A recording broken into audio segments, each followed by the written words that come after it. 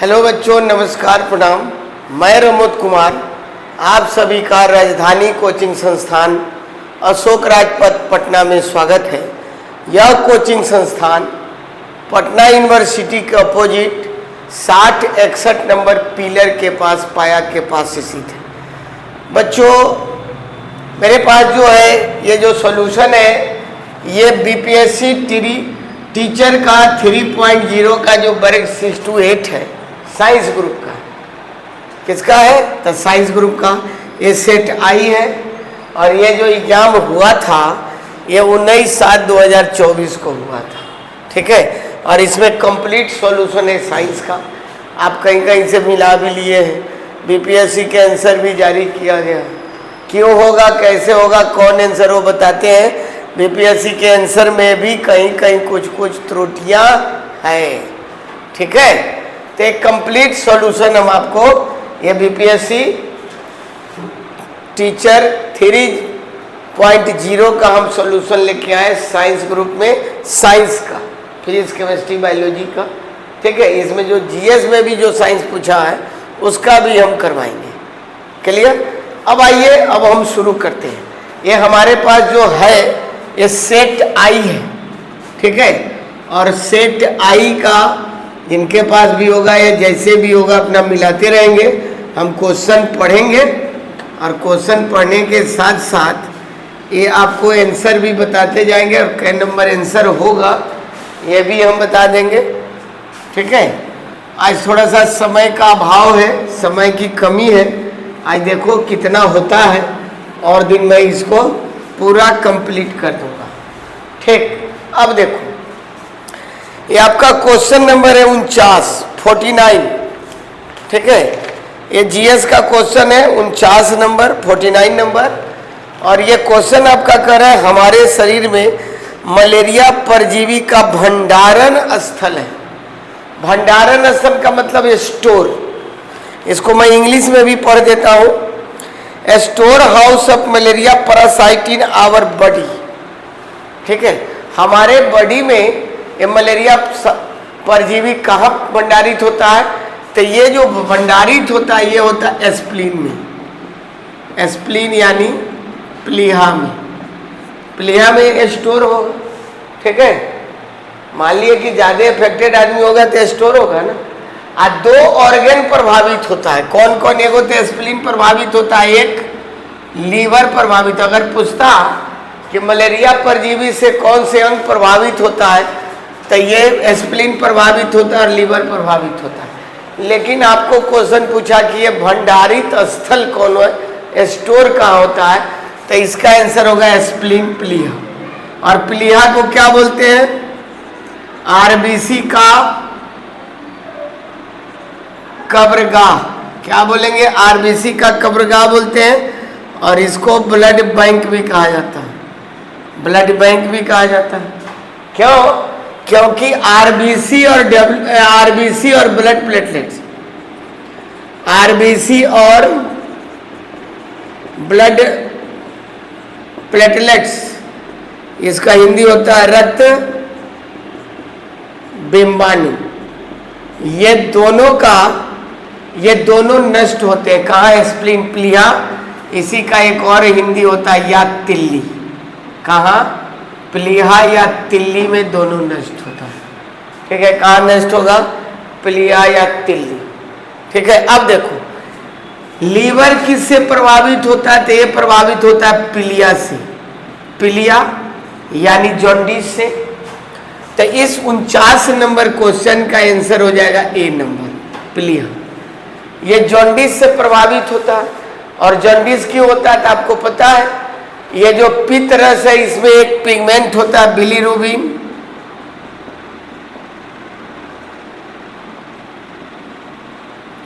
Bilirubin ये रक्त plasma को पीला रंग प्रदान करता है। इसी बिलीरुबिन की मात्रा बढ़ जाती है जिसके कारण जॉन्डिस होता है। और इसमें आंख और त्वचा, प्लीहा में क्या होगा? आंख और त्वचा पीले रंग का हो जाएंगे और व्यक्ति को भूख नहीं लगेगा, लीवर अपना फंक्शन कार्य करना क्या करता है, बंद कर देता है। ठीक है, उसके बाद इसमें पेट एक ऑप्शन है, बी नंबर पेट है। पेट स्टोमक दिया हुआ है, स्टोमक तो स्टोमक प्रभावित जब होता है वोमिटिंग होगा, और इस तरह का हमारा स्टोमक होता है। देखो, तो जब ज़्यादा आदमी खाली पेट रहेगा तो यहाँ पर HCl का सिक्रीशन ज़्यादा होगा, और गैस बनने की स्थिति में ये म्यूकस मेम्ब्रेन होता है, यहीं पर ये इस तरह से फोड़ा फोड़ा हो जाएगा, जिसको क्या बोलते हैं, पेप्टिक अल्सर। पेप्टिक अल्सर या अल्सर, ये जब फूटता है तब ब्लड का वोमिटिंग होगा और ब्लड का लेट्रिन होगा। ठीक है, तो यहाँ क्वेश्चन पूछा है कि मलेरिया का भंडारित स्थल, तो ये स्प्लीन प्लिया होगा 49 का, ये नंबर है। अगर पूछता कौन से अंग प्रभावित होंगे तो स्प्लीन और लीवर दोनों प्रभावित होता है। क्लियर? चलिए नेक्स्ट क्वेश्चन देखते हैं।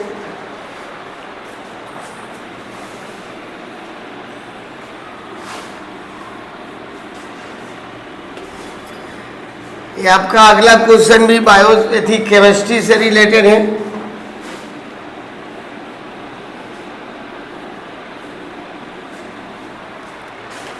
अब देखो 51 नंबर क्वेश्चन, इनमें से कौन कोलाइड नहीं है?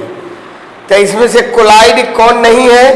तो ऑप्शन है रक्त है, सिरका और धुआं है। तो ये सिरका जो है ये 51 का, ये सी नंबर बी नंबर है, ये कोलाइड नहीं है।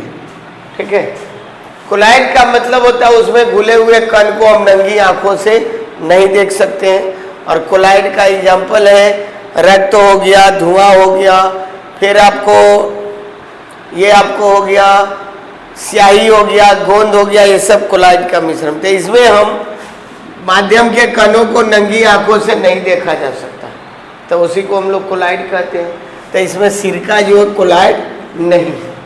ठीक है, अगला क्वेश्चन है 53 नंबर, मैग्नीज का उपयोग कहाँ किया जाता है? तब मैग्नीज का उपयोग फोटोग्राफी में और माचिस दोनों जगह, ए और बी दोनों सही है। फोटोग्राफी में भी और माचिस में भी, और चमड़ा उद्योग में भी होता है, चमड़ा शोधन में भी होता है। तब फोटोग्राफी में, माचिस उद्योग में मैग्नीज का उपयोग होता है, फोटोग्राफी में लवण के रूप में, और माचिस उद्योग में मैग्नीज डाइऑक्साइड के रूप में ये किया जाता है। ठीक है, और ये आपको, तो इनमें से आपका जो क्वेश्चन होगा ये 1 से अधिक हो जाएगा, उपयोग में से 1 से अधिक 52 का हो जाएगा डी नंबर आंसर। क्या हो जाएगा? 52 का डी नंबर। ठीक है, अगला क्वेश्चन है 53 नंबर, निम्नलिखित में से शरीर का कौन सा अंग शरीर के संतुलन को नियंत्रित करता है? यानी शरीर के संतुलन को कौन नियंत्रित करता है? अब देखिए यहाँ 2 आंसर होगा, लेकिन आयोग ने एक आंसर गलत किया है, ये कान दिया है। हमारे बॉडी को संतुलित करने के लिए कौन है? सेरेबेलम, सेरेबेलम, और दूसरा है कान। कान भी बॉडी बैलेंस का काम करता है। सेरेबेलम क्या है? हिंड ब्रेन का पार्ट है, पश्च मस्तिष्क, पश्च मस्तिष्क, पश्च मस्तिष्क का भाग है। ये दोनों का काम है शरीर को संतुलित बनाए रखना। क्या है? दोनों का काम है शरीर को संतुलित बनाए रखना, संतुलित करना। ठीक है, तो ये क्वेश्चन नंबर आपका 53 है, इसका आंसर होगा 53 नंबर डी नंबर होगा। आप आयोग पर कंप्लेंट करो तो ये आपको आंसर सुधारेगा। इसका आयोग ने आंसर गलत किया है, तो ये डी नंबर आंसर होगा। यानी 1 से अधिक हमारे शरीर को संतुलन को नियंत्रित कौन करता है? तो कान भी संतुलित बनाए रखता है, और सेरेबेलम भी शरीर को संतुलित बनाए रखता है। तो ये दोनों आंसर होंगे, तो इसका आंसर हो जाएगा डी 1 से अधिक। श्वसन प्रक्रिया में क्वेश्चन नंबर 54, श्वसन प्रक्रिया में निम्नलिखित में से कौन सा कथन सत्य है? अब देखो, अब देखिए सबसे पहले श्वसन होता क्या है। श्वसन जो है, श्वसन वह रासायनिक क्रिया है जहां पर हम लोग ऑक्सीजन ग्रहण करते हैं और जिसके फलस्वरूप ग्लूकोज टूटकर एटीपी के रूप में, ग्लूकोज टूटकर CO2 और जल में परिवर्तित होता है और ऊर्जा का निर्माण होता है।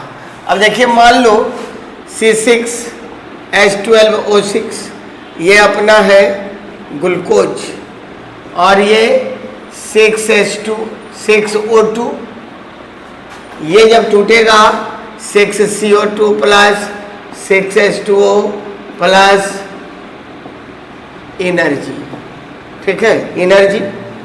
तो ये एनर्जी जो है ये आपको किस फॉर्म में मिलेगा? एटीपी के रूप में। और एटीपी को क्या बोलते हैं? Adenosine diphosphate. ये हमारे शरीर में एनर्जी इसी रूप में निर्माण होता है, एडिनोसिन डाइफॉस्फेट। और ये एटीपी को एक और उपनाम है, इसको क्या बोलते हैं? Energy currency. और एक अणु ग्लूकोज का जब कंप्लीट श्वसन में 38 एटीपी का निर्माण होता है। कितना? 38 एटीपी का। 2 एटीपी कहाँ बनता है? ये कोशिका द्रव में, कोशिका द्रव में। और 36 एटीपी कहाँ बनेगा? माइटोकॉन्ड्रिया में। कहाँ बनेगा? माइटोकॉन्ड्रिया में। तो टोटल एक अणु ग्लूकोज से कितना एटीपी प्राप्त होता है? 38 एटीपी का निर्माण होता है, ये मनुष्यों में, ठीक है। और ये ग्लूकोज जब भी प्रक्रिया ऑक्सीजन से कंबाइन करेगा तो CO2 बनेगा, जल बनेगा और एनर्जी निकलेगा एटीपी के फॉर्म में, ठीक है। श्वसन की जो क्रिया होती है इसको बोलते हैं ऑक्सीकरण, क्योंकि आपको पता है ऑक्सीकरण वह रासायनिक क्रिया है जिसमें ग्लूकोज, एक ऑक्सीकरण वह रासायनिक प्रक्रिया है जिसमें कोई तत्व ऑक्सीजन से प्रक्रिया कर CO2 और जल में परिवर्तित हो जाता है तथा ऊर्जा की प्राप्ति होती है। और ऑक्सीकरण में क्या होगा कि ऑक्सीकरण वह रासायनिक क्रिया है जिसमें कोई तत्व ऑक्सीजन से कंबाइन करता है, ठीक है। तो ऑक्सीजन से जैसे कंबाइन करेगा तो ये ऑक्सीकरण की क्रिया है। तो श्वसन भी क्या ऑक्सीकरण की क्रिया है, और इसको हम लोग क्या बोलते हैं? मंद दहन। क्या बोलेंगे? मंद दहन की क्रिया है। तो श्वसन की प्रक्रिया में कौन सा कथन सत्य है? तो ऊर्जा स्रावित होगा किस फॉर्म में? एनर्जी निकलेगा और एटीपी के फॉर्म में क्या होगा? स्टोर हो जाएगा। किस फॉर्म में? एटीपी के फॉर्म में ये स्टोर होता है। तो इसका आंसर सी होगा, ऊर्जा स्रावित होता तथा एटीपी के रूप में ये भंडारित होता है। तो ये 54 का आंसर क्या हो जाएगा? क्वेश्चन नंबर 54 का आंसर हो जाएगा, ये आपका हो जाएगा सी नंबर।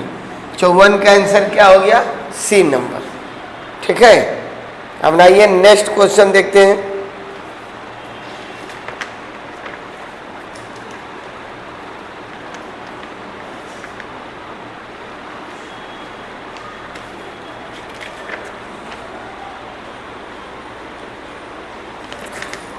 ये आपको देखिए 62 नंबर, ये आपको 62 नंबर क्वेश्चन, 62 नंबर।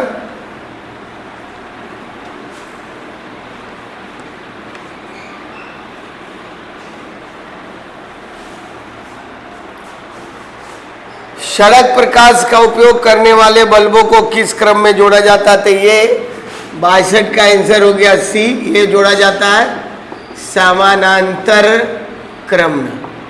समानांतर क्रम में एगो फ्यूज होगा तो दूसरा अपना जड़ते रहेगा। और सीरीज में क्या होगा?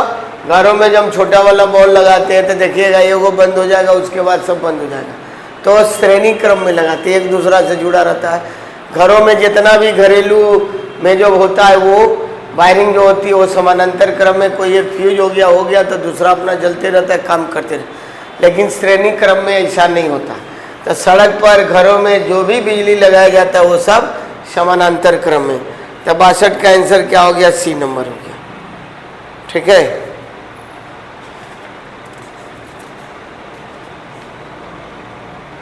अब आइए 67 नंबर आपका क्वेश्चन है। 67 नंबर है, प्रकाश की ओर पौधे का झुकाव मुख्य कारण होता है। अब देखो, प्रकाश की ओर पौधे का जो झुकाव है,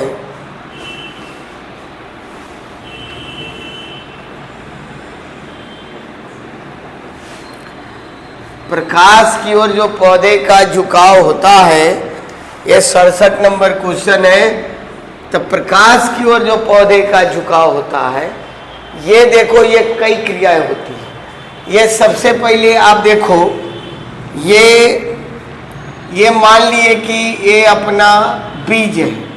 अब बीज जब हम लगाते हैं, बीज जब हम लगाएंगे तो यहाँ पर दो पार्ट होता है। एक होता है रेडिकल मूलांकुर और एक होता है पुल्मुल प्रांकुर। तो ये रेडिकल से जो है ये जड़ का विकास होता है और ये प्रांकुर से तना का विकास होता है। तो जड़ जो है ये तो भूमि के अंदर बढ़ता है, तो ये तो प्रकाश की दिशा की ओर नहीं बढ़ेगा। ठीक है, ये दो तरह से इसका होता है। ये तो जड़ का कारण ये तना जो है प्रकाश की दिशा की ओर बढ़ता है, तो ये जो होता है पॉजिटिवली फोटोट्रॉपिक, यानी धनात्मक प्रकाशानुवर्तन।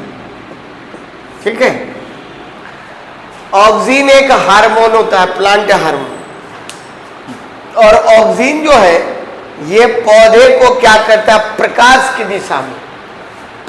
की दिशा में बढ़ने में उत्तेजित करता है। ठीक है, प्रकाश की ओर बढ़ने में उत्तेजित करता है। जैसे आप देखिएगा खिड़की के पास आप कोई पौधा रख दीजिएगा, खिड़की से बाहर आएगा तो ये प्रकाश की ओर बढ़ेगा, खिड़की से बाहर निकल जाएगा। तो ये आपका आंसर जो है बी और सी सही है। मूलाग्र ऑक्सीजन की सांद्रता, इसका इंग्लिश देखोगे 67 नंबर का ये, तो concentration of oxygen at root tip. तो रूट जो है ये तो भूमि के अंदर में जा रहा है, तो ये प्रकाश की ओर तो रूट बढ़ता नहीं, तो वो तो पहला ऑप्शन छट गया। दूसरा ऑप्शन देखो, प्ररोह छोर पर ऑक्सीजन की सांद्रता। प्ररोह का मतलब हो गया तना।